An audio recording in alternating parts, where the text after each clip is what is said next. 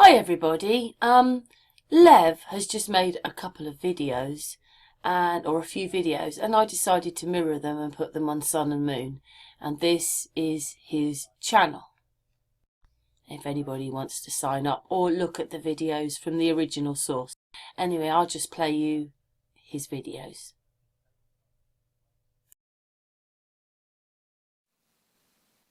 They say that we're too far away from our own galactic core to see the light coming from it, but the Hubble is supposed to be able to take photos like this with all these galaxies in it, and it's like there's no distortion from the light travelling to Earth from this distance, and there's so much detail. And again, it's like if you lived on the edges of these galaxies, you'd be able to see the light coming from the core of them. You know, it's just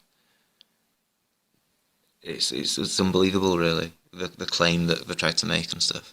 All these galaxies and so much detail. I mean, look at that.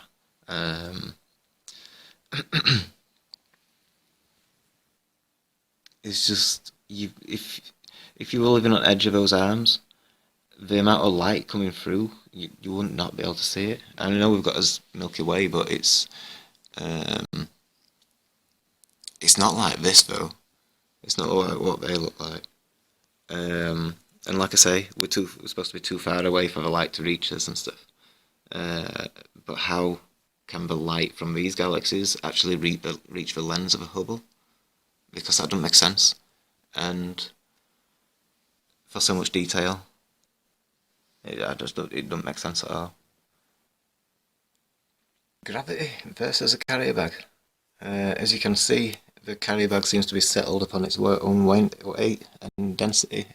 I can't imagine that its structure is seriously fighting against the entire mass of Earth, and it's winning. You know what I mean? It's keeping its shape and stuff like. And then we've got cigarette ash. As you can see, it's keeping its structure. I mean, it's not being pulled down.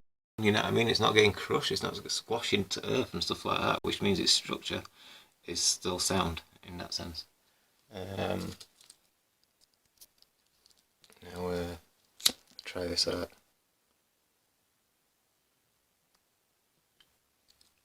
Set fire to that. It's different paper, but you can see how the ash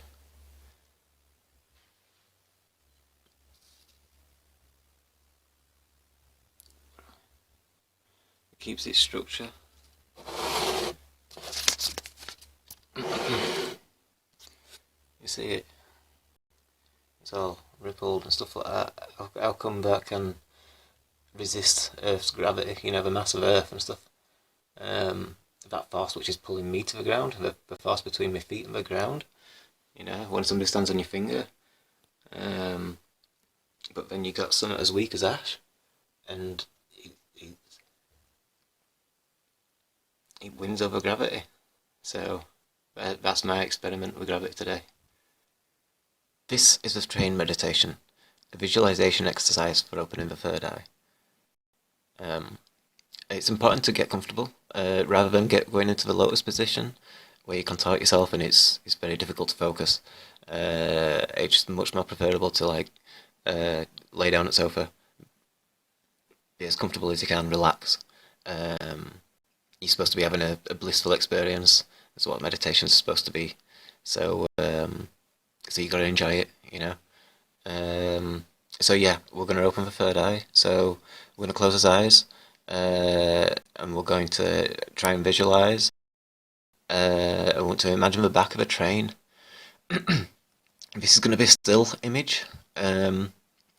So from this, we're going to do it in the dark. So we're going to be in a tunnel or whatever. But so it makes it easier. So there's less light for you to process. So yeah, you've got your windows in the train, the lights. All this is kind of creating a lot of a silhouette effect on the train. So, like I say, it makes it easier to visualize. You'll see that, then look down, look at the tracks, See how the light kind of goes along them, and it's kind of very fluid and stuff like. That again is easy to get in a repetitive state in your mind, so you kind of you can get it to repeat itself. You know, you can when you see like the tracks as well, the little shadows from the strobing effects and stuff like the muck on the floor, and then go to the walls. Look how they've got the jagged effect. It's very random, black and whitish. You know what I mean? Quite strong, uh, strong contrast of colours and stuff like shades either. Uh, so then, yeah, you visualize that. You kind of get that into a repetitive state in your mind as well. There are a lot of different walls in tunnels and stuff, kind of thing. Whether you've got like piping going along it, or you get a lot of signs and lights, as you can see. And then visualize the ceiling as well, the other wall, and then come back, visualize the train again, because you'll notice that you've kind of lost that image because you've been looking at everything else. So you've revisualized the train. Once you've done that, then revisualize everything else. Visualize the tracks, the walls, the ceiling, and then back to the train. From this, you should be used to all these effects you've kind of created, like the jaggedness of a wall, the light on the tracks and stuff, and the strobing.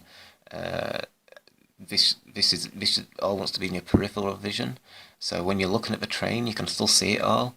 So you'll stare at the train, you'll follow the train, and you'll have all this stuff moving past you, and you kind of keep that image kind of going. And this is your focus exercise. So after a while, this might uh, be less entertaining because you're doing the same thing over, you know.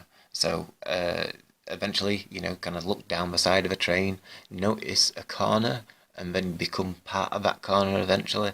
Uh, Speed the train up a little bit, go past subways sometimes, change the wall style, whether it's a flat wall or a jagged wall, or it's got piping on it or whatever. Um, and keep it flowing, keep enjoying it, and after a while, after about 15 minutes of doing this, then you should start having effects of what your third eye can do.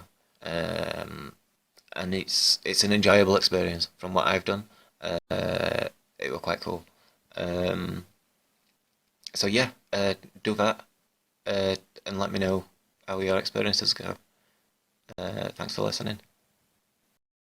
Say that refraction bends light, so it appears flat. The further you see away, the the more refraction is bending light. So it's like 30 miles away, 600 feet. It's pushing light at the image up. Is all this refraction. So then 60 mile away, you've got 2,400 feet, which is 18,000 feet more. Why does it? Why ain't it just 600 feet? Why, you know what I mean? How come it? Why does it have to change?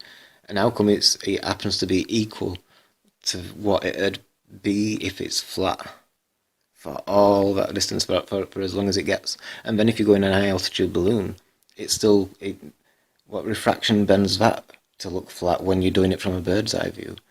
Because that's just it's ridiculous. I kind of think the refraction argument is it's no good.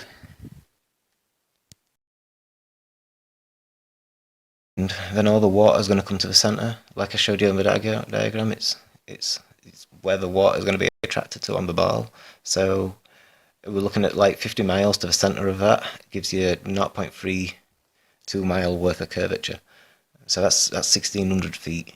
So if it were to rain that much, then you'd be completely submerged if you were stood in the centre of that. You wouldn't be able to walk through. You'd need a boat, you know. So I kind of think that it proves that gravity is not real, and it proves that you're on a flat plane as well. It's like both in one. So so yeah, I think that just proves everything about the lie, really.